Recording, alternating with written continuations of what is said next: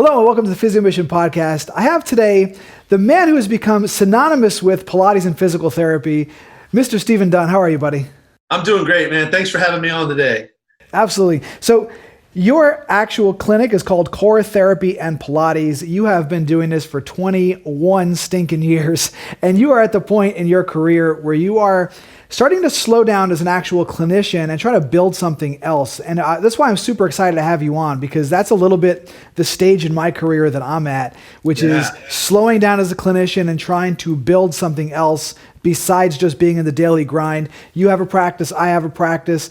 We have different niches and different audiences, but we're both developing courses and content and Facebook groups. So I think it's awesome to sort of have you on.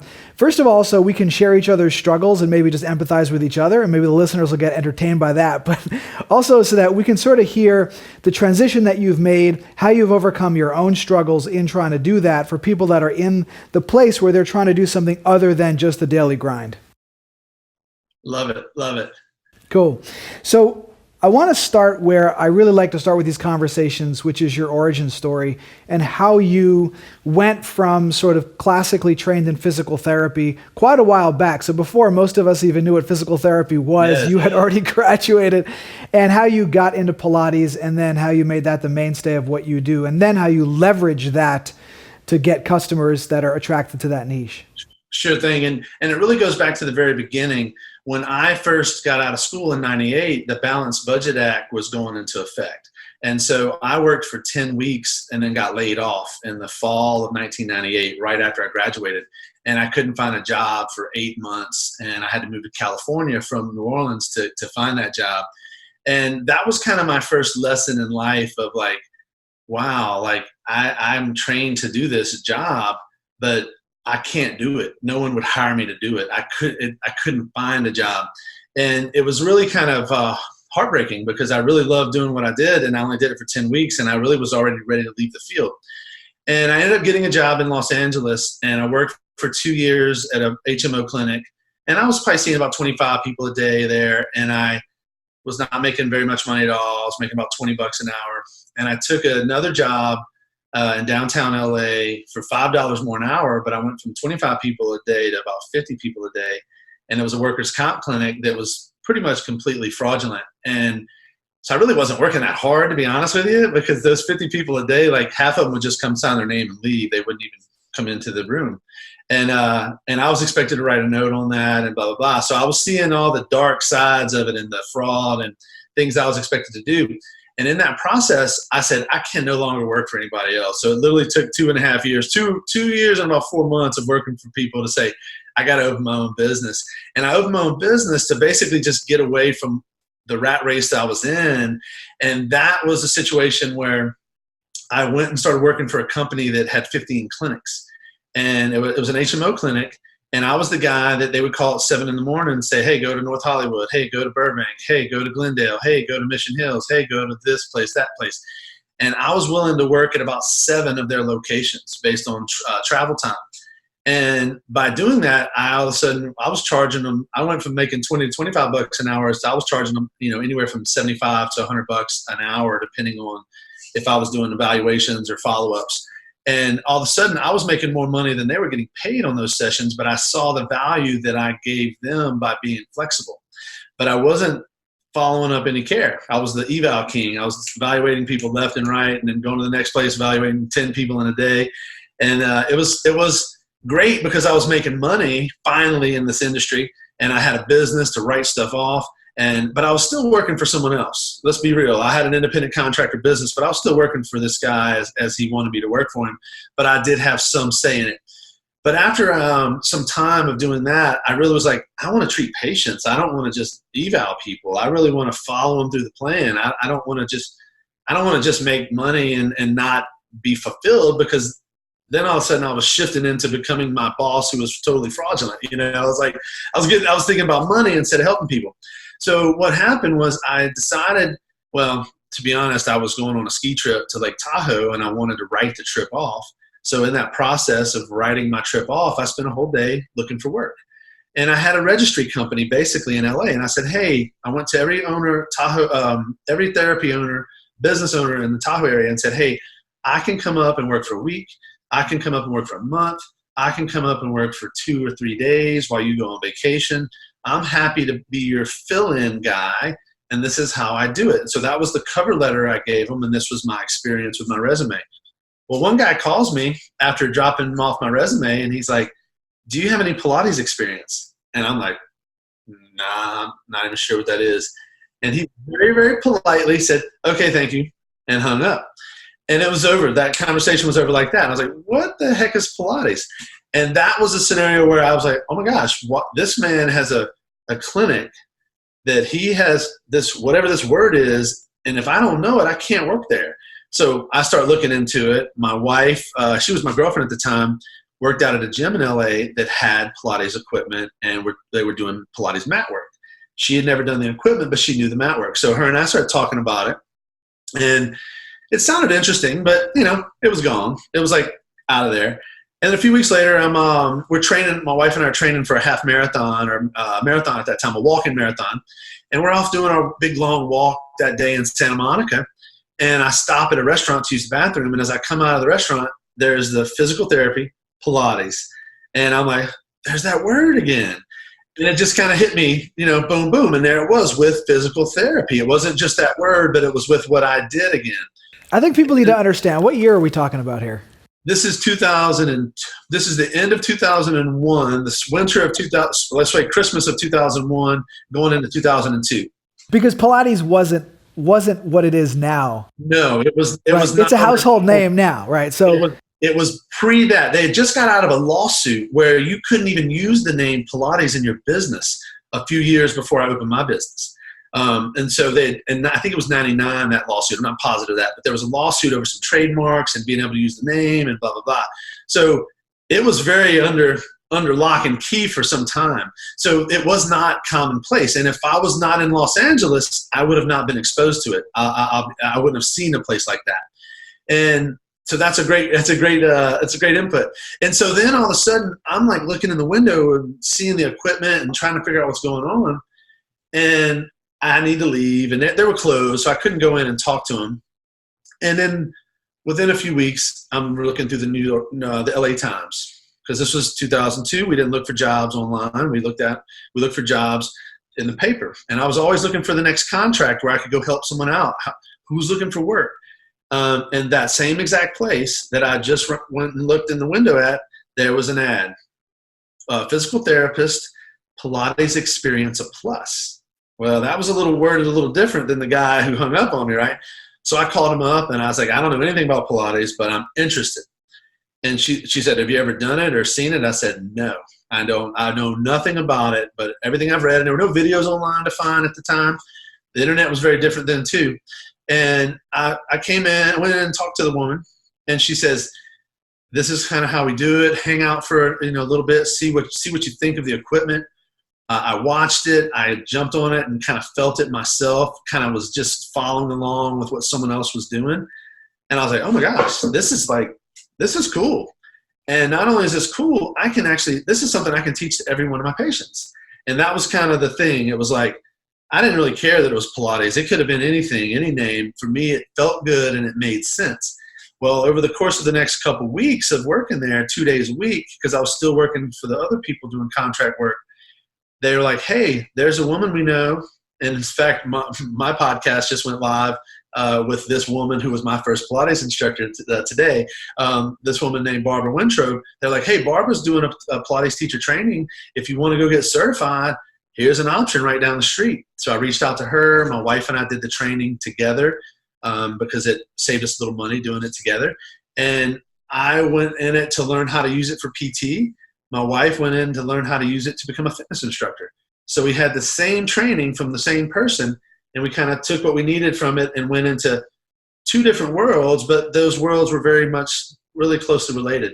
And that was kind of the story of how I found it. I got certified by the August of 2002, and then I went back to the company that I was doing contract work with, and I was still doing contract work with them this whole time I was doing my Pilates training. But I was only working for them 3 days a week. And I now went to them and said, hey, I'm done bouncing around. I want to start a Pilates program in your clinic in Burbank, the one that was a mile from my house. And I said, and I want your break room that has like TVs and file cabinets. I want that room. Let me have it. I'll buy the equipment. I'll bring the system in. I'll teach on it with all my patients. My wife is going to use it for fitness trainers, and we'll do a profit sharing situation. And they were an HMO clinic. All of a sudden, I started going and tapping into the PPO doctors saying, hey, this is what we offer to our PPO insurance, which maybe it's illegal to say that. If you're an HMO, you didn't get that. But if you were a PPO, you got to come in and go through an hour of PT with combined and Pilates. And he was willing to let me do it on his dime. And I did, and I learned from him. I shared, I got a 30% profit for every 30% of every dollar I brought in, I got as bonus. And it was a good situation, but I learned I was still working for somebody else.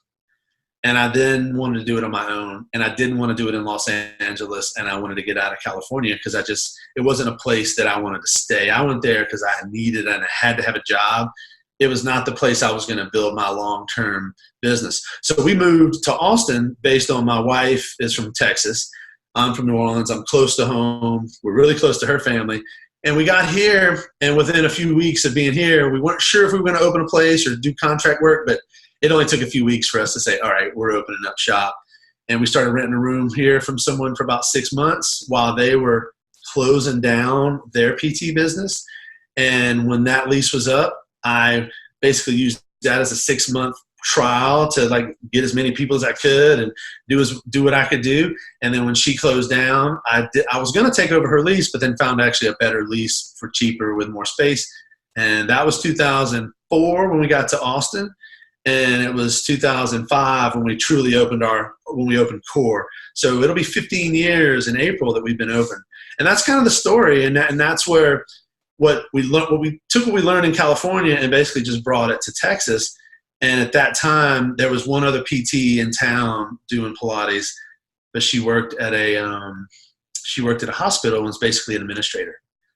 So she wasn't putting her hands on anybody. No one was actually getting on their equipment. It was just she was someone who was trained in it but not using it.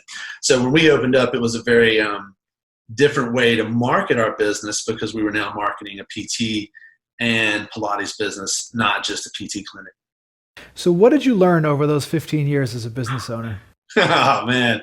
Well, I learned I had to get away from insurance. So just like I learned at one point I had to own my own business, taking insurance for 10 years, and I only took 2 insurances, and they were PPOs, because every job I had along the way, I decided, oh, I'm never taking works comp. Oh, I'm never taking Medicare. Oh, I'm never taking HMOs because of the hassles from each of those jobs that I had when I worked for people.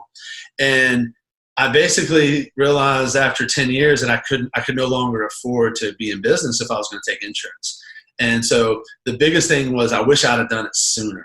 That was the lesson that like if I could tell someone to do it quicker than later. But I will say this, I had 10 years of history of putting my hands on people, teaching them Pilates with insurance, doing the work to get them to me. Then when I did switch to insurance, switch to non-contracted, it was much easier because I already had my hands on 1,000 people. Now, not all those people, when they come back, will come see me when I don't take insurance, but the vast majority of them, they already know what they're going to get. They know what I was delivering when I took insurance. They know they're going to get a better service when I don't. I want to talk about that real quick because I just did a video on the difference between your focus when you're right out of school between focusing on income, focusing on impact, and focusing on freedom.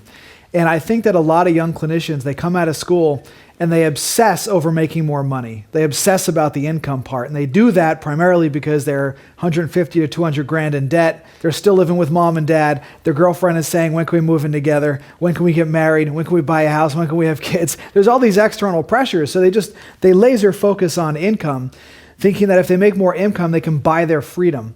But they forget about this impact part. And it sounds to me like you maybe not on purpose, but you essentially got really good at the impact part first.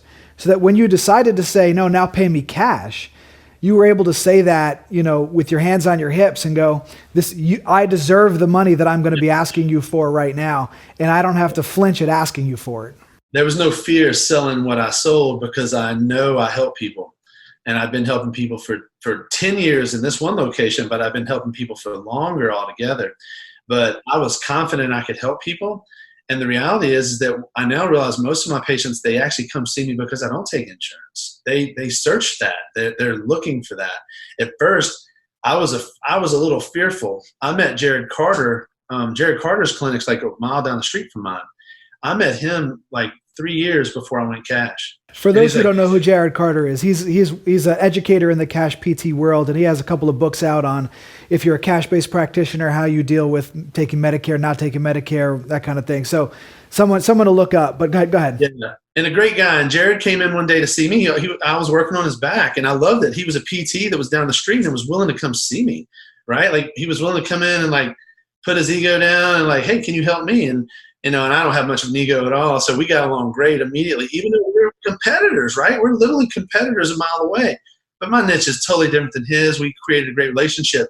But he gave me his book as a part of like, he goes, hey, you want to trade for one of these sessions for my books and blah, blah, blah. And I'm like, I really didn't want it, but I'm like, I was being nice. Sure, yeah, I'll do that. And you Southerners, man.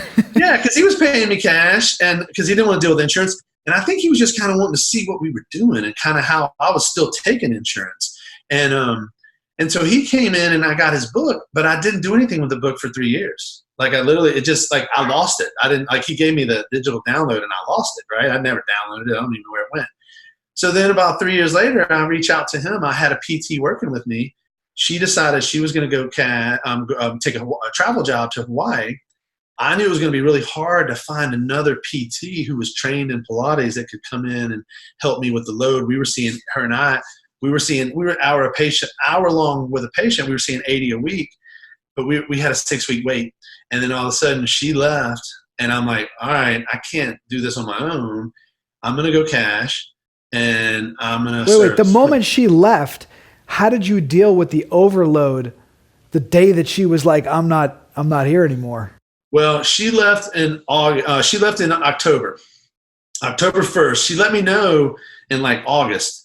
So I started planning for when she left that I knew I was going cash at that point.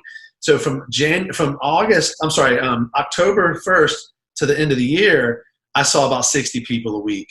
And I opened up my hours and I was slammed. And I wasn't seeing serving 80 like her and I were, but I was seeing about 60 people a week, knowing that come January 1, it was a shift. So you anticipated losing some people when you made the shift to cash. Oh yeah, I did.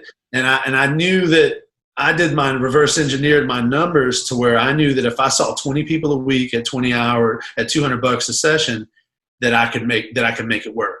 And that actually became my goal. It was like 20 hours a week, 20 people a week, that's it. Because I have a whole half of my business is from our Pilates business. So that I know we're between my wife and the 6 or 7 instructors we have and the 25 group classes a week and a certain number of private sessions. I know that's bringing in enough to basically cover a lot of stuff.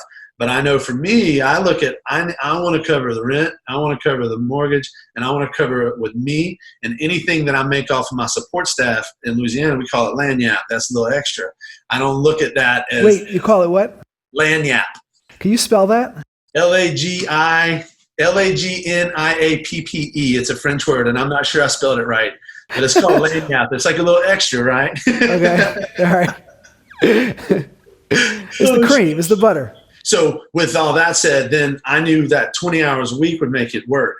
Well, within about, 3 months, the first week I had 20 people because I don't think they all figured out what was going on yet. The second week I had about 12. The third week I had about 11. Then it was going the wrong direction, right? At first I was like, yay. And then by February, I think I had like 55 people in the whole month of February. And I had a few more in January because that 20 got me going a little better. So you took a hit. I took a hit, yeah, and I was like, all right, I did not have my 20 people right away. And that's when I started studying and learning some more about marketing and business because I really didn't have to do much when I took insurance to get people in the door. Once I got them in the door, I could help them. Our program helped them. It wasn't hard to keep them around, but when I needed to get people in the door to show them that we don't take insurance, but that we still see people, they're still coming, and kind of showing them that, then from February to about June, I got up to about 25 people a week with everything I was learning and implementing from a business standpoint. What changed? What, at that point in time, if you can rewind and put your mindset to where you were at that point in time, what did you learn at that point in time that enabled you to change your marketing strategy? Or what marketing strategy did you learn that let you change your results? I learned about lead generation. I learned about, I learned what marketing was. I didn't know anything about marketing. I was just a good clinician who was very personable and people liked. I can create relationships with my patient when they get in the door. So I had to learn how to create that relationship first before they got in the door.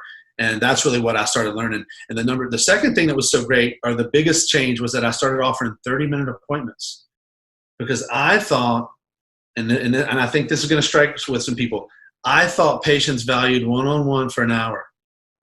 They don't. That's what we value as clinicians, because we're trying to buck the system. When I started offering half-hour sessions, people started gobbling them up, because all of a sudden they didn't want to give me an hour. They didn't need an hour. And then that's when I realized I could see someone for a half hour and move them right over to work with my Pilates instructors. Half the price, or? Half. Not half. I charge $167 for a half hour, $227 for an hour. Wow. So it's not a half price deal at all, but it's a different price point. And originally, when I first started it was $125. So it was $200 for an hour and $125. And then that got so popular, it bumped up to $145 and $210. And that stayed so popular, I kept bumping that up. So right now, let's say pre-Andy, because Andy's been working with me now for about 2 months. Pre-Andy, I was seeing 35, 38 people a week. 20 of them would be hour sessions. 15 to 18 of them would be half-hour sessions.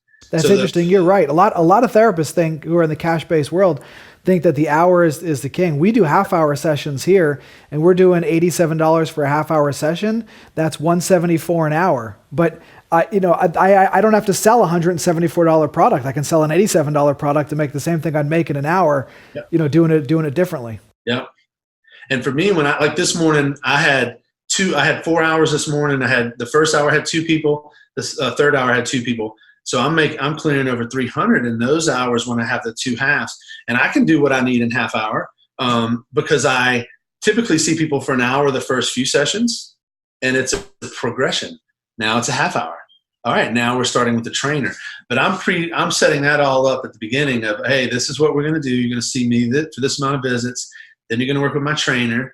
And when I start telling we charge $87 for a trainer, for them to see a trainer for an hour. All of a sudden that 87 starts looking really inexpensive when I'm charging over 200. Which is if someone called me and said, hey, how much do you charge for Pilates?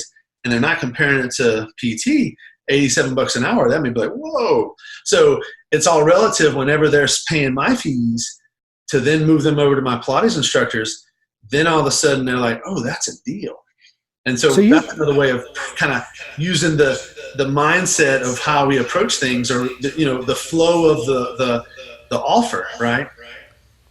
So you essentially pre-frame them when they walk in the door about what they're going to do and who they're going to see, so that when it comes time to transition them over to a fitness version of Pilates, yep, they don't have any of the objection to it that they would normally. That's right. And I will basically say the first month is with me. The second month is with, and this varies. I'm just going to give you a general thing. The first month is with me.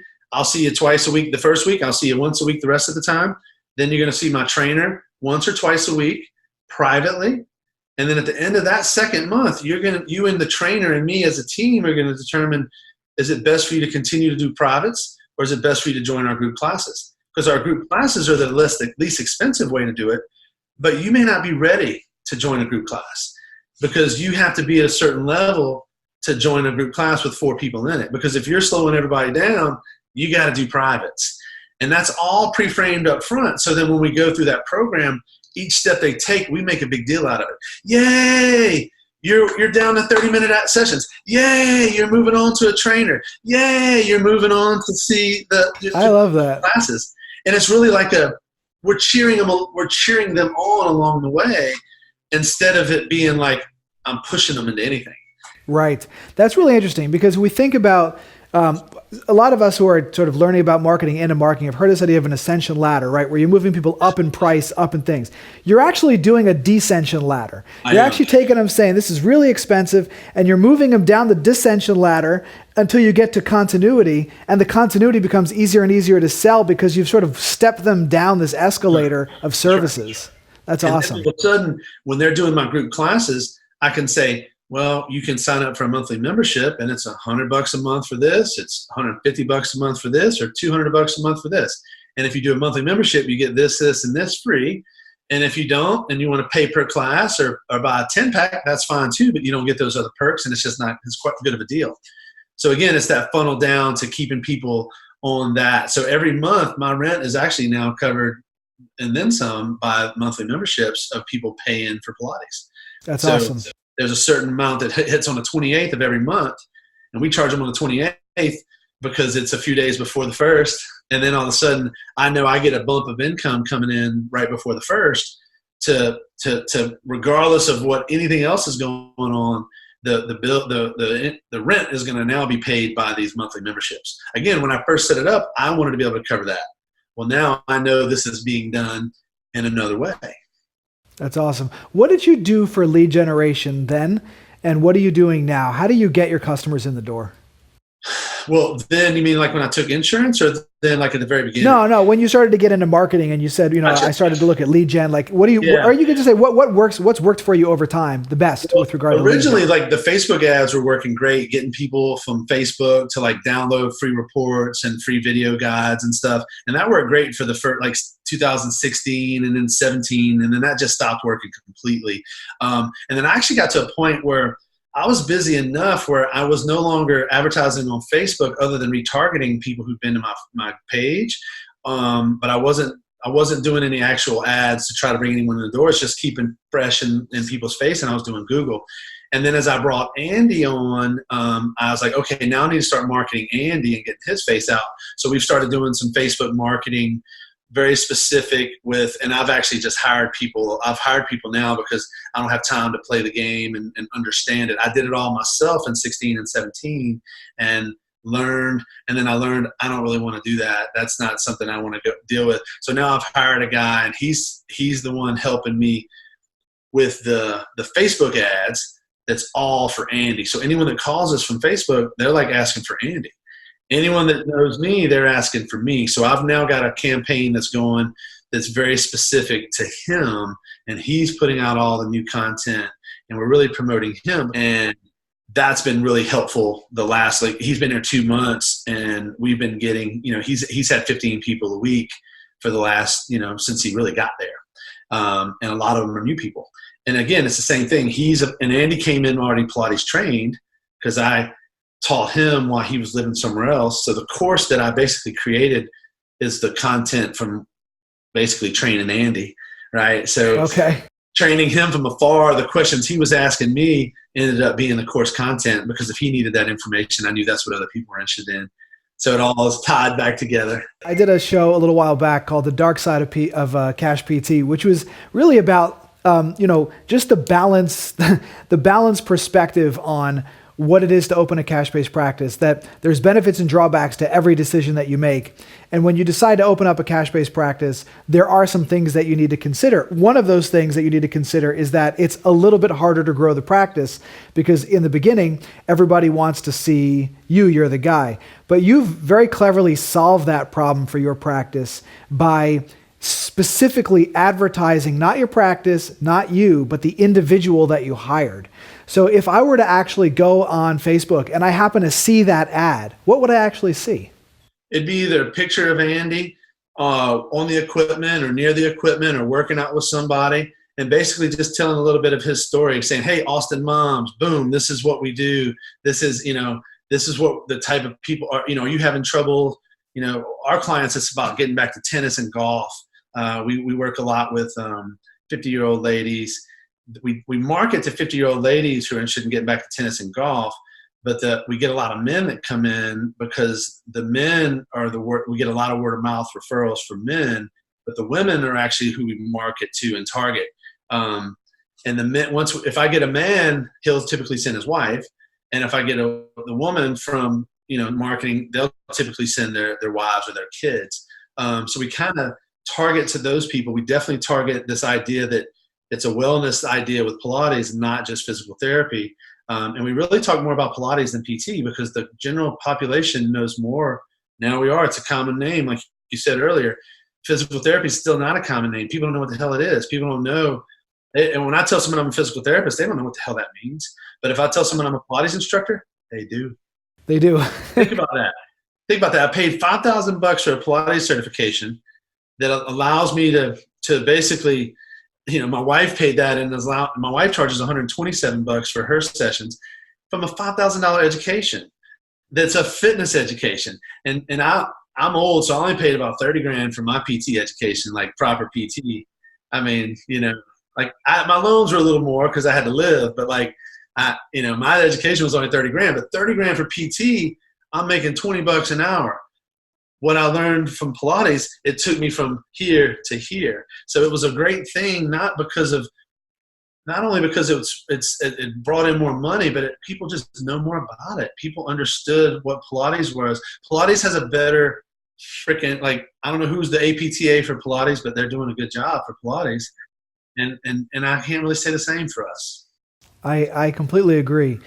I want to just real quick talk about what a Pilates PT session would look like and how it differs than a normal PT session. And then I want to get into something that you're super passionate about, which is getting out of the rat race. Yeah. Okay. And then I want to talk about this last piece here, which is you're doing a lot of stuff, and what do you do to stay focused with all this stuff, right? So let's talk about, what does a session look like? Are you doing manual? Is there any modalities, or is it literally just a reformer session? Walk us through it real quick. Yeah, so when I see people, most of my patients are coming in with back pain. That's pretty much what we see the most of.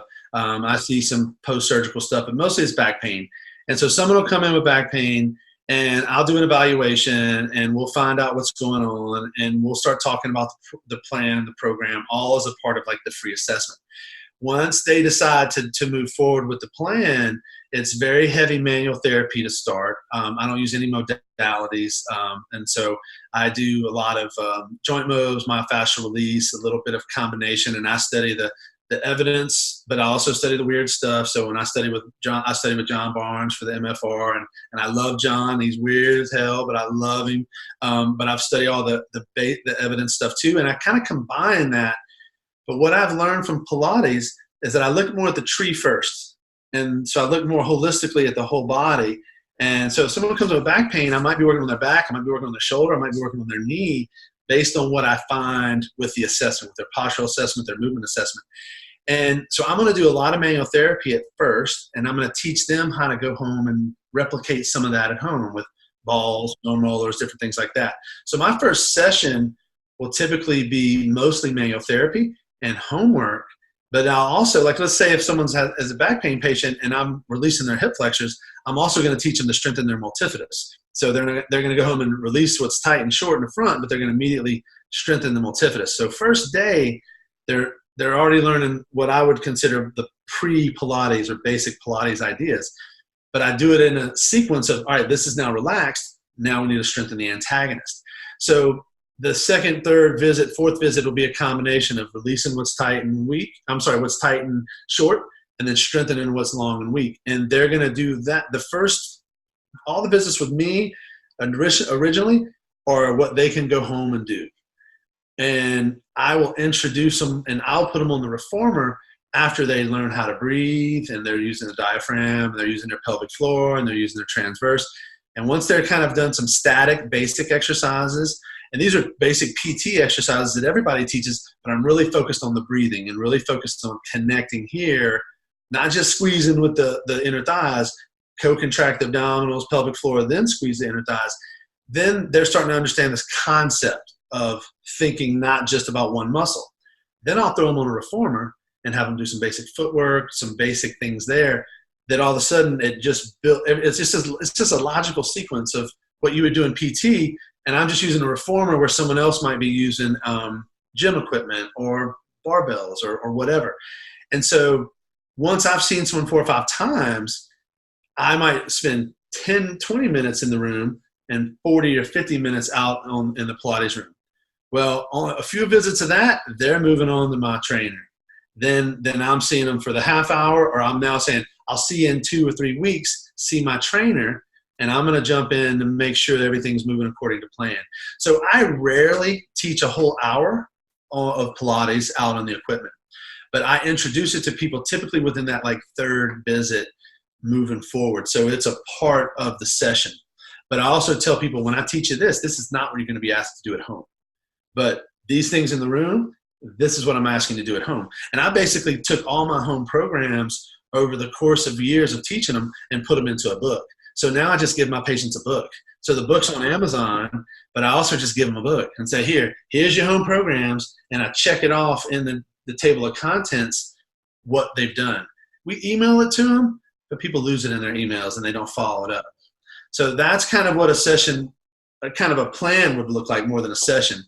And I also teach gyrotonic through the work as well. So I will introduce them to Pilates and or gyrotonic. And really everything I lead people through this foundation, we can go into either system. Or someone can learn this work and go to yoga or go to the gym. So I'm not teaching people I'm not telling them they have to do Pilates forever. I'm telling them what I'm going to teach you is going to get you well. If you want to keep doing the group classes to stay motivated with your homework and keep this process up, it's going to be much better. So that's kind of, again, that whole plan. But rarely am I spending that hour with them. If I'm spending a whole hour doing exercise with them, they need to just be working with my trainer at that point, saving them money, moving them forward through the plan. That's super helpful, because I think that when I think of a Pilates rehab session, I'm thinking about Pilates. I think a lot of people probably have that, preconceived notion about a Pilates physical therapist does Pilates as physical therapy. Yep. But you actually don't. I have a book coming out called The Physio Frameworks, and one of those frameworks is how you write a treatment plan. It's called the plan framework. And in that plan framework, you actually almost just described it to a T, that you got education, deload and down, regulate, release, mobilize, activate, integrate. And that activate piece, you just happen to be using some Pilates exercises to activate muscles. Then you integrate it on the reformer, but you did that release and mobilization piece to gain the freedom to move first. Yep. You use both evidence and your experience together. So I think that is awesome. Yeah, and it's right aligned with, the global thinking. I'm still a manual PT, and I'll always be a manual PT, even though I'm known and people know me as this Pilates guy. That's the second step.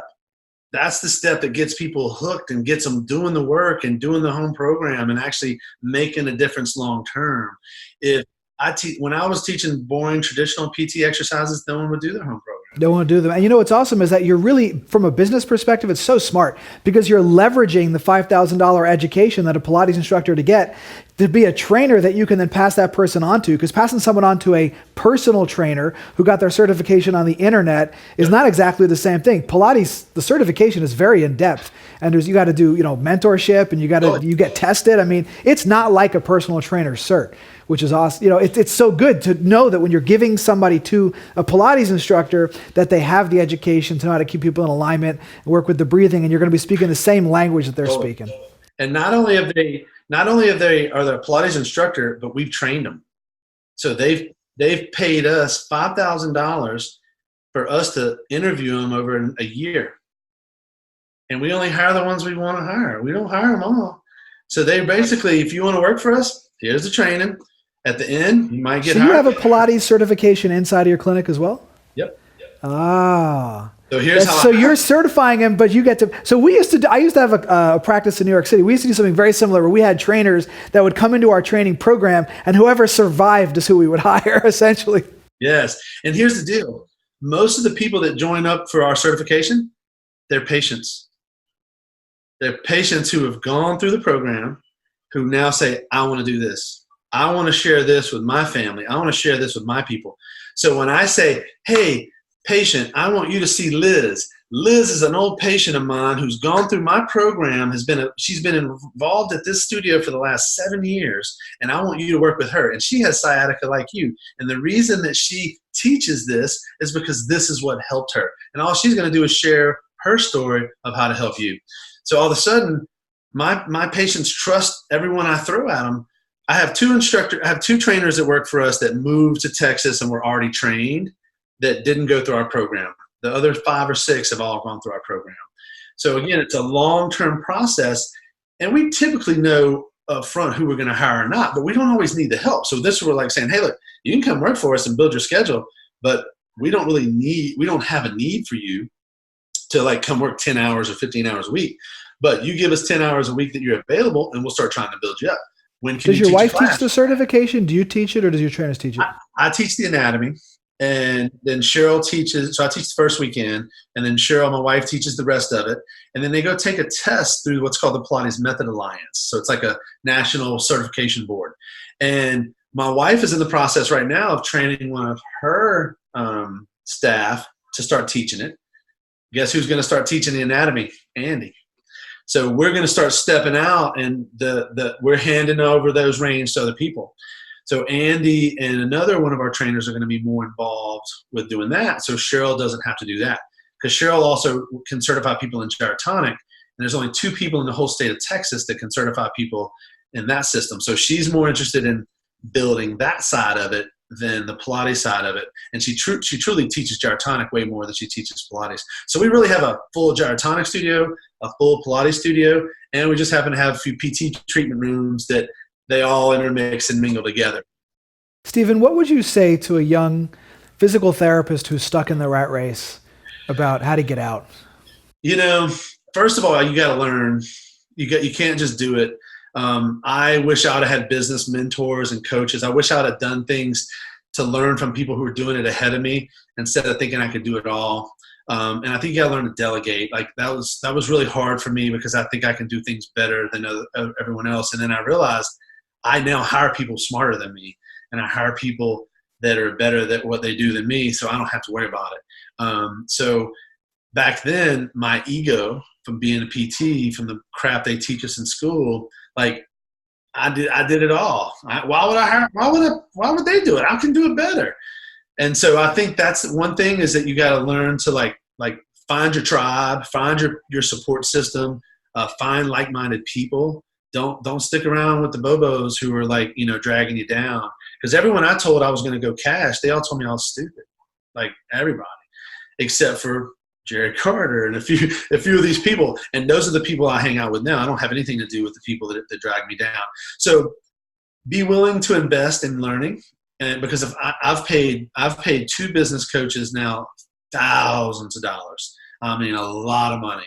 And guess what? It's the best money I've spent. And at the time it hurt. It was painful.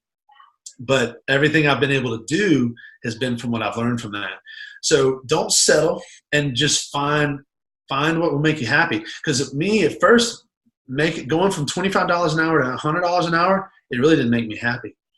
It wasn't until I started really teaching Pilates and following people through the whole thing that it truly made me happy. So whatever it is that can make you happy, man, and that might be hard to find these days, but that's my recommendation. That's my advice.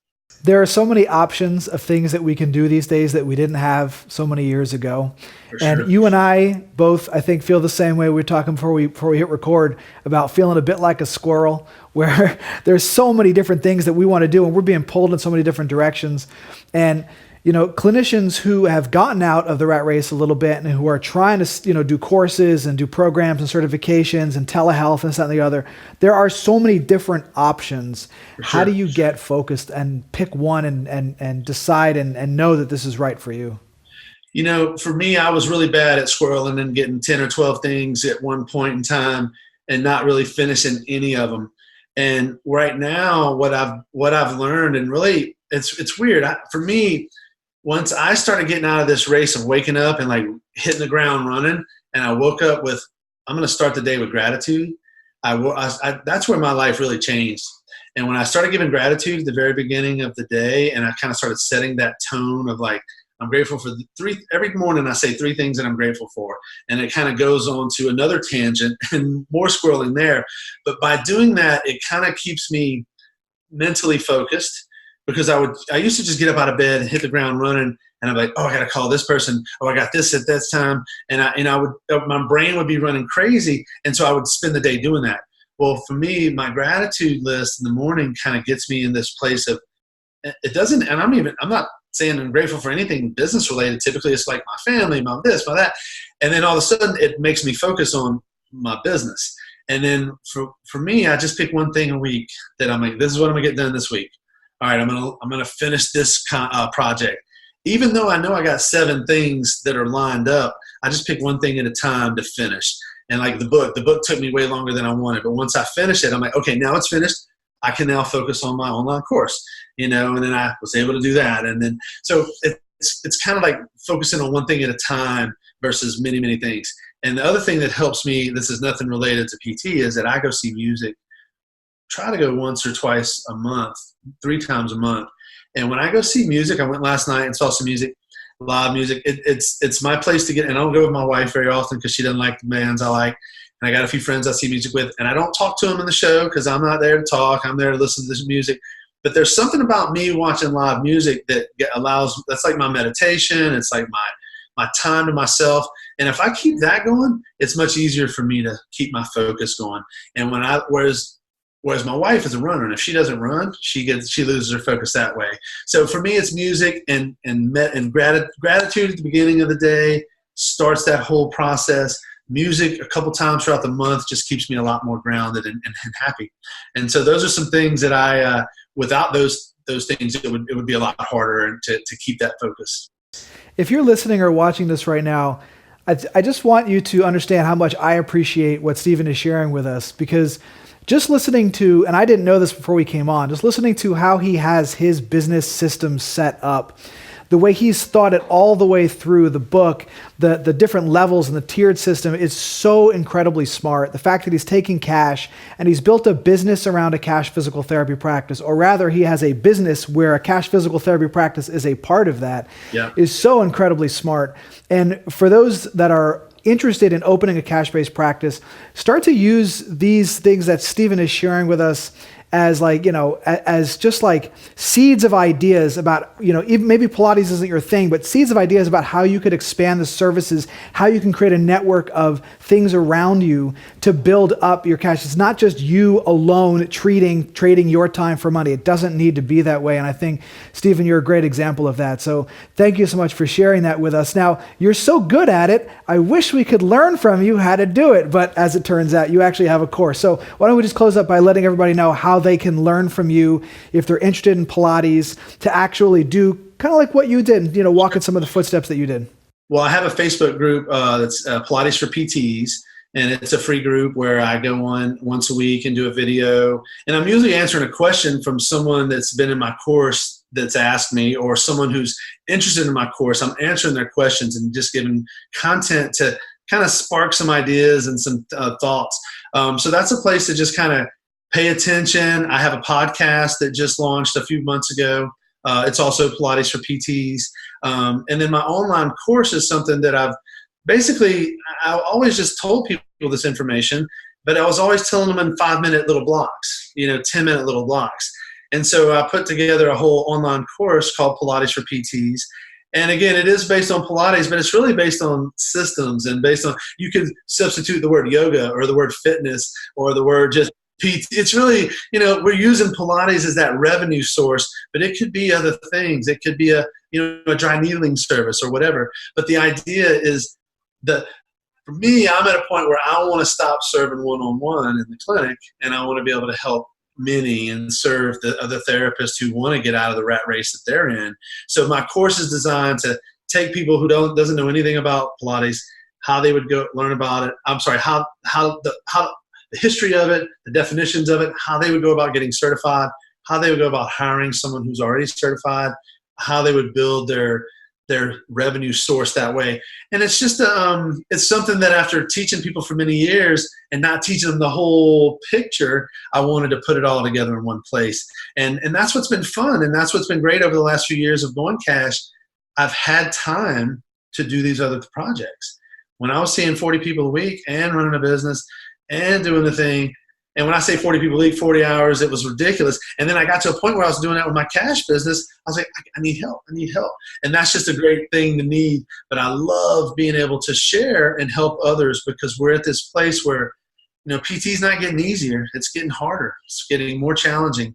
And as a business, as to survive, the cuts, the changes.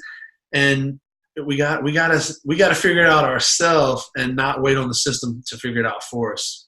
Absolutely. I mean, I think it's really interesting the way that you've set up physical therapy within your own little domicile as being the top of the food chain. Whereas when we live outside of ourselves and we're living out there, the physicians are at the top of the food chain and we're getting all the crumbs at the bottom. You flip that thing over. You put PT at the top of the food chain and you put the other practitioners underneath that, where everything starts with PT and then can trickle down. I think that's a really unique paradigm shift and a different way to think about physical therapy. So I thank you for putting that out into the universe, and hopefully more people pick up on it, man.